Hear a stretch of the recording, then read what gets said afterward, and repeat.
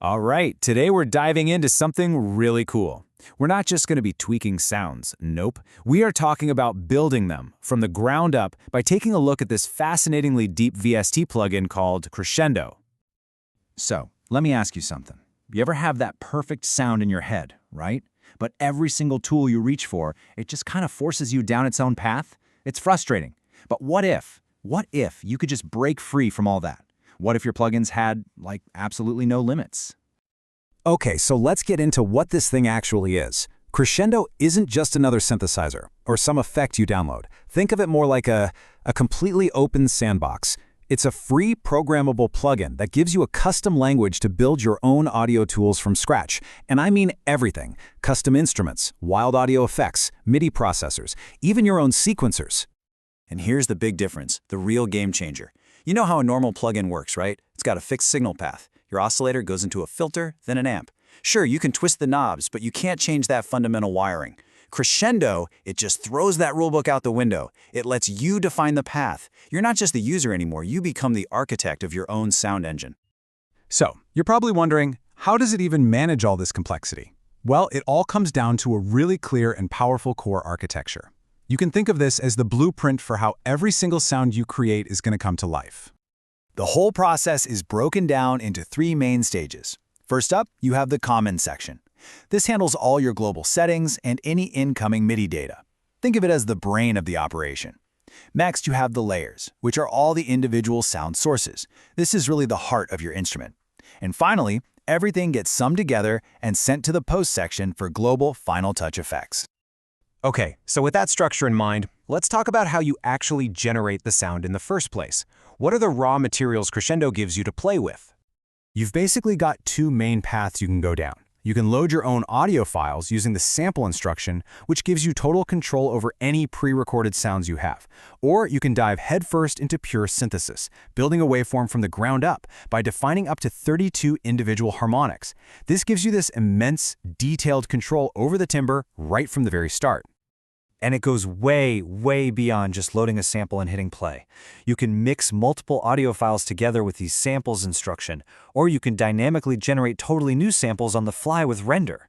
And this is huge. You can even pre-filter your samples before they're even loaded, which saves a ton of CPU power when you're performing. Now, on the synthesis side, you get a lot more than just your basic shapes. Crescendo includes specialized oscillators, like SuperSolve for those massive detuned trance sounds. You've got Wavetable for creating complex, evolving timbres. And then there's Grain Synth, which lets you create these incredible shifting textural soundscapes from tiny little fragments of audio. It's really powerful stuff. So, you've got your raw sound source. Now what? The next step is to shape it, control it, and make it feel expressive. This is where the sculpting tools come in. Crescendo has some seriously deep MIDI integration. You can link any MIDI CC you want to literally any parameter.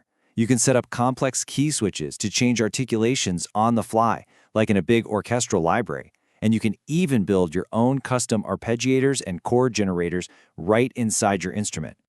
And this is where it stops being just simple mapping and becomes true programming. Using conditional logic, like if, go to, your instrument can actually make its own decisions. Just imagine a sound that only adds distortion when you play a note really hard, or maybe a string patch that automatically adds a harmony layer but only when you play a major chord. The possibilities here are just staggering. Of course, shaping the dynamics, the volume over time is absolutely essential. You've got your standard envelopes, but you can also use something called NV-curve to draw your own completely custom, complex shapes. This is perfect for creating those long, evolving pads with intricate volume swells. Or on the flip side, some ultra-punchy percussion with a custom-designed attack. And hey, what's a synth without filters, right? The FILT function gives you all the classics you'd expect. Low pass, high pass, band pass, and more. All with full control over the cutoff and resonance, so you can sculpt the frequency content of your sound exactly how you want. All right, once your layers are built and shaped and doing what you want, it's time for that final stage. This is where you apply the varnish, adding those master effects that glue everything together. Remember that third stage we talked about? This is where it comes back into play. The post section basically acts like a master channel. It takes the combined sound from all of your different layers and lets you process it through one final unifying effects chain. And the built-in effects are pretty extensive. You can add everything from subtle compression and gating to really aggressive distortion, pitch shifting, and a whole suite of different delay and reverb functions to give your final sound its own space and character. So, when you put all of these pieces together, what does it really mean? Well, it means total creative freedom. It's your sound and they're your rules. And the flexibility just keeps going. You can import classic Sound Font 2 files if you're into that vintage sound. You can explore music outside of the standard 12-note scale by using microtonal tuning files. And you can even program your own sequencers to generate super complex melodic and rhythmic patterns. Now, you might be thinking that all this power is going to bring your computer to its knees, but Crescendo is actually built for high performance. It's optimized for modern processors using advanced instruction sets like AVX512. What that really means is it can handle incredibly complex calculations very, very quickly, giving you a smooth and responsive experience. So, the whole point, the big takeaway here is this. Crescendo is a tool that's designed for ultimate flexibility. It's not about giving you a bunch of presets, it's about putting the fundamental power of sound creation directly into your hands. Which really leaves us with one final thought. With a tool this open, where the only real limit is your imagination, if you could build any instrument or any effect from the ground up, what's the first thing you would create?